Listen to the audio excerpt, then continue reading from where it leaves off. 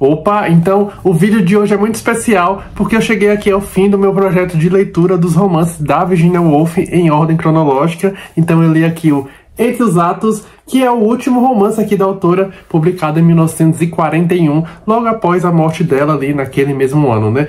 E aí, gente, eu venho lendo e falando dos romances da Virginia Woolf desde novembro ou dezembro de 2023. Eu nem usava óculos na época, nem sabia gravar vídeo direito.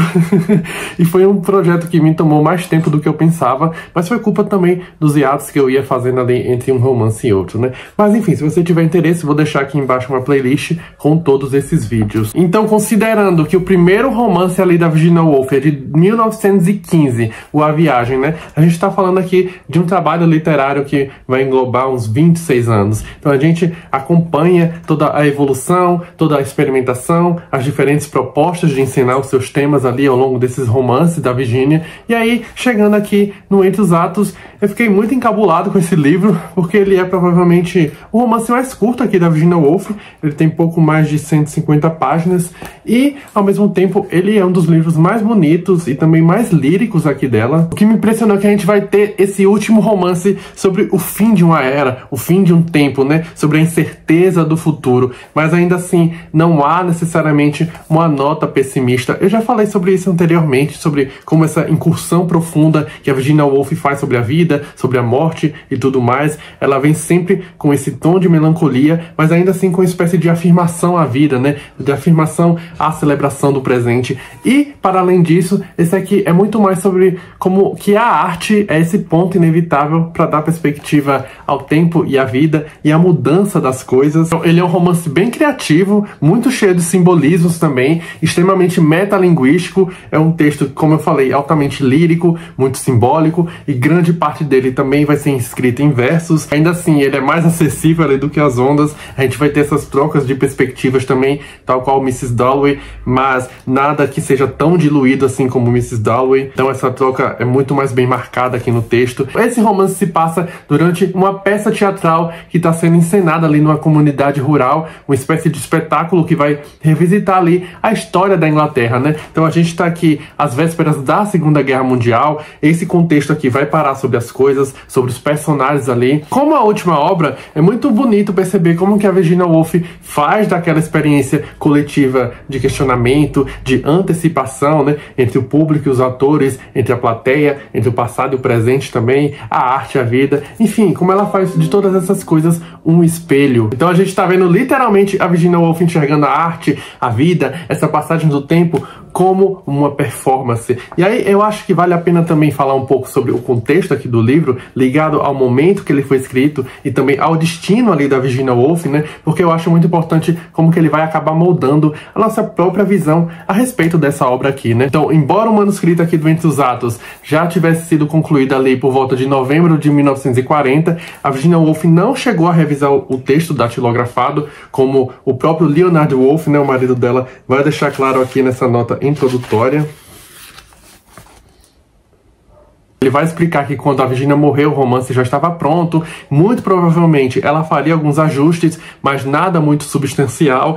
E aí, gente, a própria Virginia Woolf, ela parecia um tanto insatisfeita aqui com Entre os Atos. Pouco antes ali da sua morte, ela vai escrever no seu diário e também ela vai mandar uma carta ali ao editor dela, falando como que aquele parecia um livro muito bobo, muito inútil, muito trivial. E aí, na época, a Virginia Woolf estava morando na Monk's House, a casa de campo dela e do marido, né, que fica ali em Sussex, numa região rural ali da Inglaterra, então muito longe de Londres. Ela estava em meio àquele ambiente mais rural, mais bucólico, que é justamente que vai compor o cenário aqui do Entre os Atos.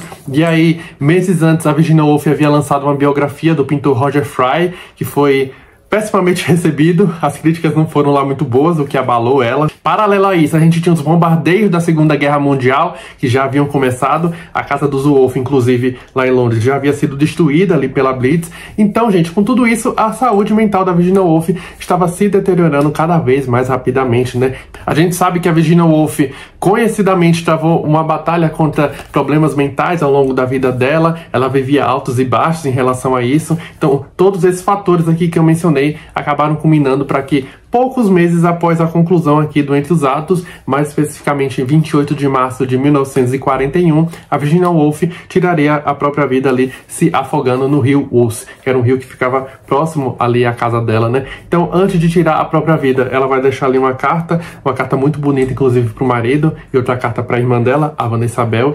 Então, o Entre os Atos, como eu mencionei, foi publicado póstumamente, poucos meses após ali a morte da Virginia. E eu tô falando tudo isso porque todos esses fatores vão nortear a nossa percepção a respeito aqui do Entre os Atos, né? Mas enfim, deixa eu falar um pouco mais sobre o que a gente vai encontrar aqui. Então a história se passa ali em um único dia de verão, em 1939, numa comunidade rural inglesa, que está às vésperas ali da Segunda Guerra Mundial. E aí o centro aqui do romance vai ser uma apresentação teatral ao ar livre, que vai acontecer ali, parte de um festival anual que é organizado ali pela comunidade, né? E aí esse espetáculo vai percorrer de forma alegórica o que seria ali a história da Inglaterra, né? Então, desde os primórdios ali da civilização inglesa até o que a gente entende ser o período atual ali pós Primeira Guerra Mundial. O negócio todo vai acontecer ali na propriedade desse senhor chamado Bartholomew Oliver. Ele é um senhor já de idade, já viúvo, ele é ex-militar ali do Exército das Índias, o que já remete ali ao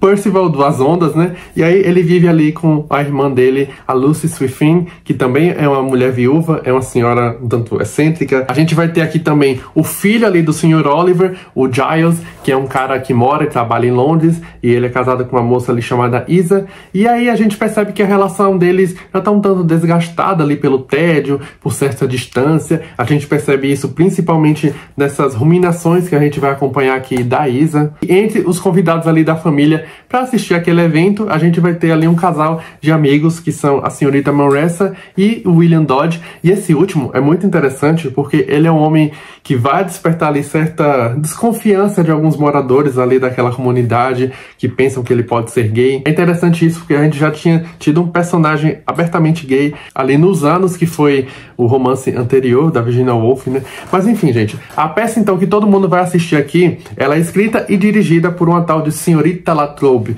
que é uma mulher ali solteirona, muito enigmática, para dizer o mínimo. Então ela é bem misteriosa, ela é meio durona também, profundamente ambiciosa. A gente vê que a senhorita La Trobe é totalmente devota do teatro, ela vive por aquela arte, né? E é impossível também não enxergá-la como uma espécie ali de alter ego aqui da própria Virginia Woolf, né? Inclusive, isso vai ser pontuado nessa edição que eu li aqui do livro, né? Da editora Novo Século. A gente tem aqui, então, esse romance que é intensamente metalinguístico, né? A gente tem uma peça de teatro dentro do livro e ao longo ali da encenação dessa peça, o próprio ato de criar vai sendo comentado, vai sendo questionado e revisitado. Então, é realmente a linguagem para comentar a linguagem. Então, enquanto a gente vai acompanhando os preparativos e as expectativas para aquela apresentação junto daqueles personagens ali na casa do Sr. Oliver, né? Também as percepções desses personagens ao longo ali da peça, enquanto ela vai sendo encenada, né? A gente vai ter ali essa senhorita La Trobe, a dramaturga, né? Que observa tudo ali dos bastidores, o público, os atores, a reação ali das plateias, e enquanto a peça está acontecendo, ela mesma vai entrar numa espécie de crise. Então a gente vê que ela é muito exigente, muito perfeccionista, ela vive divagando ali sobre o que é o teatro, o que é o fracasso artístico. É como se a própria Virginia Woolf estivesse olhando aqui para a confecção desse livro, né? Olhando também para si mesma enquanto escrevia aqui o Entre os Atos. E quando a gente fica sabendo desse tipo de inquietação que acompanhava a Virginia durante e após a confecção aqui do Entre os Atos, isso só fica mais interessante. E aí vale lembrar também, outra coisa muito interessante é que a Virginia Woolf era uma grande devota do Shakespeare, né? É um autor que praticamente aparece em todos os romances dela. Em algum momento de qualquer romance da Virginia Woolf, pode ter certeza que o Shakespeare vai ser mencionado. Então é muito bonito ver como nesse último livro aqui ela se lança de vez a essa exploração mais frontal da arte e da dramaturgia, né? Já havia algo de teatral ali, por exemplo, no As Ondas, com aqueles monólogos que são quase encenados, né? Mas aqui no Entre os Atos isso vai se concretizar de uma forma bem mais literal, né? Então a gente vai ter aqui ao longo do texto descrições de cena, como se fosse uma peça mesmo. A gente vai ter esses diálogos formatados como roteiro, né? As marcações ali do palco e tudo mais. Então é como se a Virginia Woolf estivesse realmente transformando o próprio romance aqui num roteiro de peça, né? E de certa forma a gente sabe que ela sempre foi uma escritora muito performática, né? Então ela sempre teve essa prosa que é, acima de tudo, sobre o ritmo, sobre encenação, sobre o movimento. Então tá muito presente essa ideia do artista como essa força que consegue ver as coisas de dentro, né? Ou de cima, para além do tempo, da história, e cuja função é justamente, através da arte, né, dar perspectiva a essas coisas. De alguma forma, porém, e não saberiam como expressar isso em palavras, sentiam-se um pouco deslocados, como se a peça houvesse lançado a bola fora da meta, como se isso que chamamos de eu ainda flutuasse, desligado de tudo, e não se firmasse em lugar nenhum. Sentiam que não eram eles próprios. Ou seria apenas porque de repente tinham consciência de suas roupas? De repente, pareciam tolos.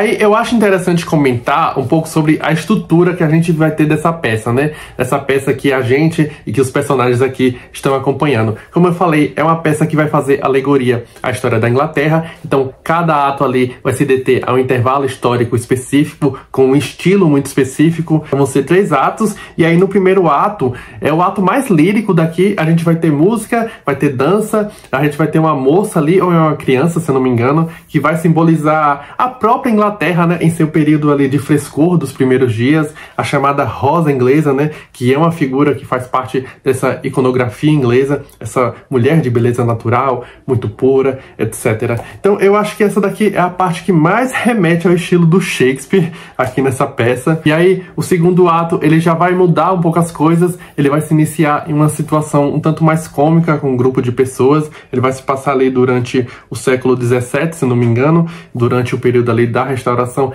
da monarquia. O terceiro e último ato vai ser um panorama da Inglaterra vitoriana ali do século XIX, né? E foi, digamos assim, a geração que precedeu o momento em que a peça se dá, né? E esse ato vai chegar até o período contemporâneo, ou seja, aquele momento presente. Então a gente vai ver ali todo tipo de situação urbana, a gente vai ter um guarda de trânsito ali no palco que vai controlar o fluxo dos atores e das pessoas no palco, como se a gente estivesse no meio daquele caos urbano e tudo mais. E aí é interessante porque no finalzinho da peça, os atores vão colocar espelhos ali virados para a plateia, né? Então forçando todo mundo a encarar a própria imagem, o que em si já é um grande finale, né? Muito simbólico também. Fazer com que se defrontasse com a realidade presente, que sofressem o seu impacto. A experiência, porém, não estava dando certo. A realidade é forte demais, murmurou. Malditos, e sentiu tudo o que eles sentiam. Plateias eram um diabo. Ah, como seria bom escrever uma peça sem plateia. A peça. Mas ali estava ela, diante de sua plateia. A cada segundo, escapavam mais e mais do laço. Seu pequeno jogo sair errado. Então o romance é todo estruturado dessa forma. A gente vai ter aqui no começo esses personagens dos preparativos ali para a peça e tudo mais. O texto vai trocando de ponto de vista para acompanhar essa intimidade mais profunda de cada personagem. Mas como eu falei, não é nada como o Mrs. Dalloway, por exemplo, em que essa troca de ponto de vista pode ser um pouco mais sutil. E aí, gente, essa passagem de tempo, que é tão característica aqui da Virginia Woolf, ela vai estar presente de uma forma muito especial aqui nesse livro. O próprio espetáculo ali, como eu mencionei, ele está dramatizando essa experiência, né, do tempo histórico, do tempo coletivo. E se a gente pensar bem, esse livro vai servir até também como uma espécie de conclusão ou continuação do que a Virginia Woolf vinha fazendo ali, por exemplo, no Orlando, nos Anos, ou até mesmo ali no Flush, né? Então, todos esses trabalhos que têm essa preocupação com a transformação causada pela história, né? Com o que se perde, com o que se permanece, e como que isso respalda na individualidade ali das pessoas.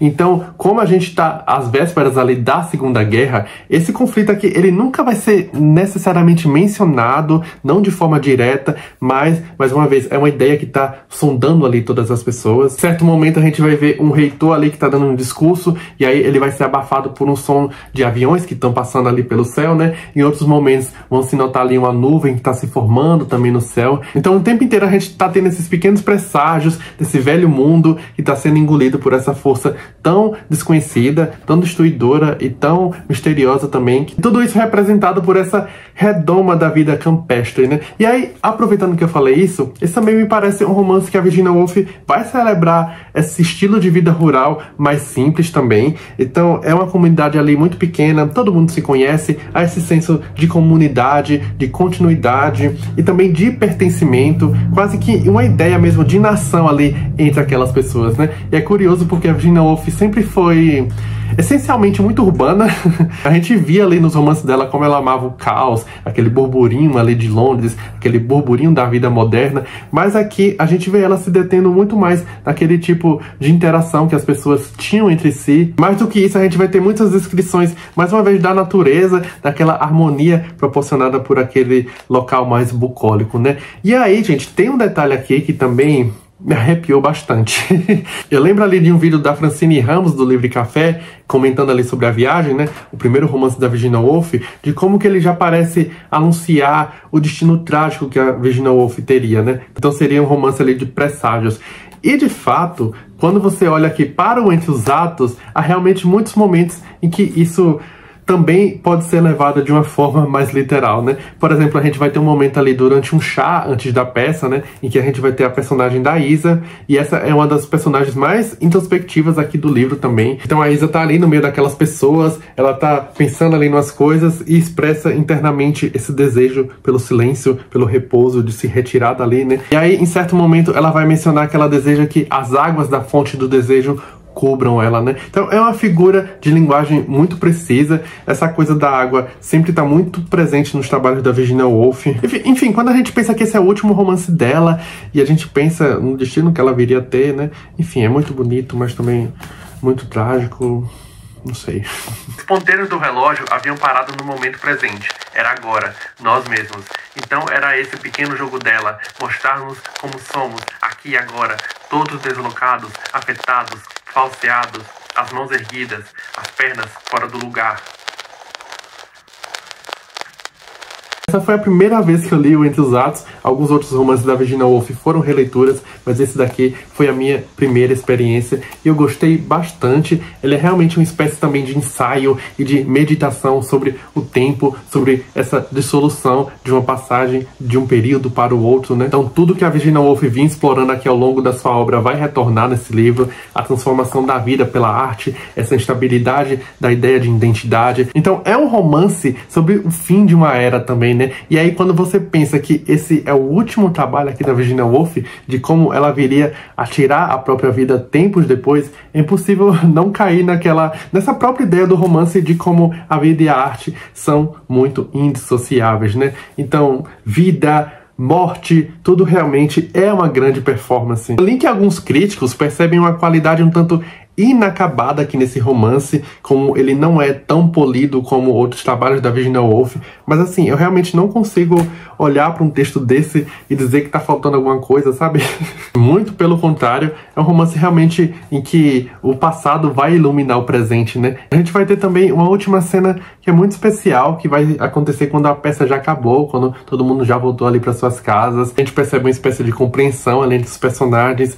Essa personagem aqui da Lucy Swiffin, né, que é a senhorinha viúva ali, ela tá olhando um livro de história da humanidade. Enfim, é muito lindo mesmo. Então é isso, eu concluí aqui os romances da Virginia Woolf de forma magistral. Gostei demais mesmo aqui do Entre os Atos, mas isso não significa que acabaram as leituras da Virginia Woolf aqui pra mim. Eu tenho aqui outros livros dela, como por exemplo esse compilado com os contos completos, lançado pela Kozak Naif. Eu nunca li nenhum conto da Virginia Woolf, então eu tô muito curioso pra descobrir como que é a Virginia Woolf nessa modalidade, né?